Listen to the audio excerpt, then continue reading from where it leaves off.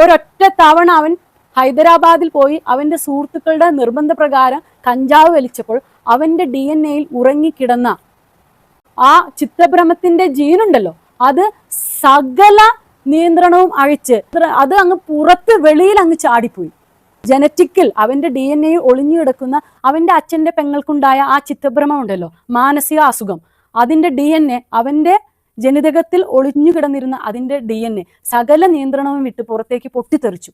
എന്തുകൊണ്ടാണ് അവന് അമ്മയോട് ദേഷ്യപ്പെടുന്നത്? എന്തുകൊണ്ടാണ് അവന് ഉറക്കം വരാത്തത്? എന്തുകൊണ്ടാണ് ആളുകളോടും അവനവനോടും എല്ലാം അവന് കോപപ്പെടുന്നത്, ചുറ്റുപാടിനോടും എന്നുള്ള കാര്യം അപ്പോൾ എനിക്ക് മനസ്സിലായി. അതായത് അവൻ്റെ ജനിതകത്തിൽ ഉറങ്ങിക്കിടന്നിരുന്ന, ഒരുപക്ഷെ അവൻ്റെ അടുത്ത തലമുറയിലോട്ട് കൈമാറ്റപ്പെടാവുന്ന ആ ജനിതകം, ആ DNA ആണ് സകല നിയന്ത്രണവും വിട്ട് പുറത്തേക്ക് പൊട്ടിത്തെറിച്ചത്.